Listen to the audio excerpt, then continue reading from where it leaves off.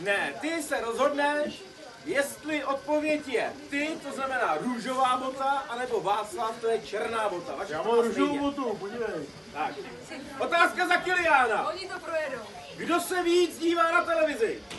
Dala.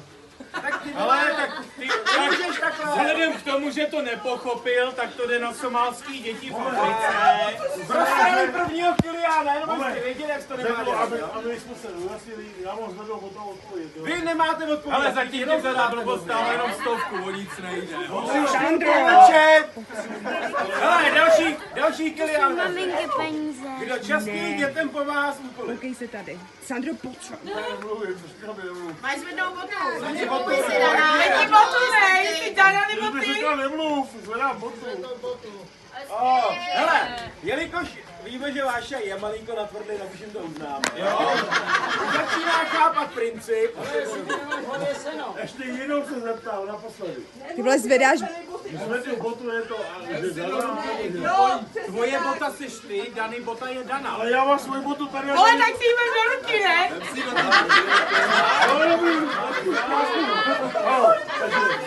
Moje bota je Dana. Tak, hele, za Kiliána cítí Váša vypadá, že se začíná dostávat do varu. Kdo lépe couvá? Výborně na somálský děti na další. Budou mít za tohle mají minimálně balík dobrý vody. Tak. Pozor, další otázka, poslední za Kiliána, jo? Pak přitvrdíme. Kdo častěji v průběhu dne otevře lednici? Něco na karitu, výborně, znáte se bravurně. Začínám si myslet, že to nebyl dobrý nápad. Že vy jste mysleli dvoustovky, jo? Takže za 200, jo, hele, za 200. Kdo je déle ve sprše? Výborně. Dana vítězí, takže tam máme pro novou manžele 2 kilča. A pozor, kdo je větší pedant na pořádek? Dobře. Vědí. Další za 200. Kdo častěji nestíhá? Dala stávkuje. Dala stávkuje. Trvalo to a dáme jim to. Dobře. A teď bych poprosil rychlejc, kdo víc řeší oblečení. Dobře. Furt jsme za 2 kilo, jo? Teď už přecházíme na 3 kilový, jo? Hele, ty vole. Tady se vaří krev, jo? Takže za 1 300. Za 1 300, kdo lépe vaří?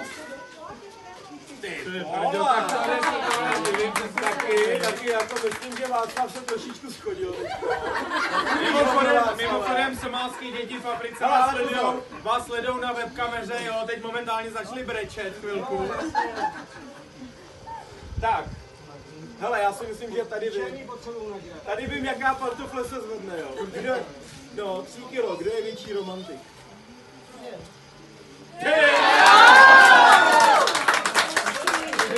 Já to věděl, že to dáme. A tady to bude těžký. Za 3 kila kdo více utrácí?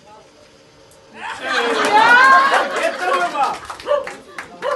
Hele, pozor, poslední 3 kilová, jo. Kdo se dřív pustí do hádky? To je všude stejný, ale jo. To byla zbytečná otázka. Nemůže všechno jít do Somálska. Ještě mě nechat. Hele, teďkon myslím, že je taky jasno za 4 kila, kdo sedí déle na záchodě.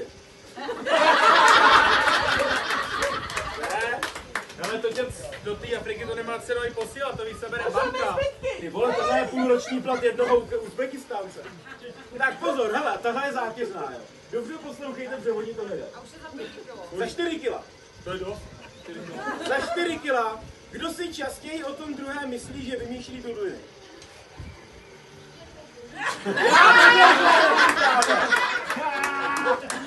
Tak počkejte, řekněte nám, jak to je. Kdo si víc vymýšlí blbiny?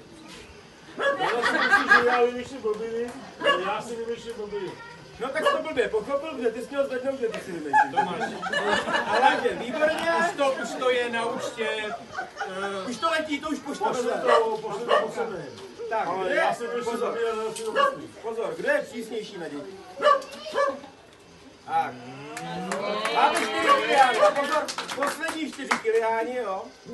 Kdo mívá poslední slovo? Váhej, Boba.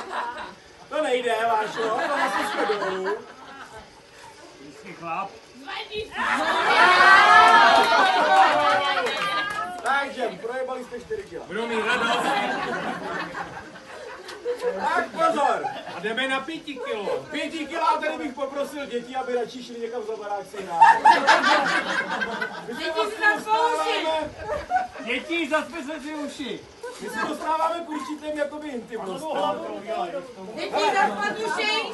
První za 500, jo. Kdo se častěji na něco vymlouvá?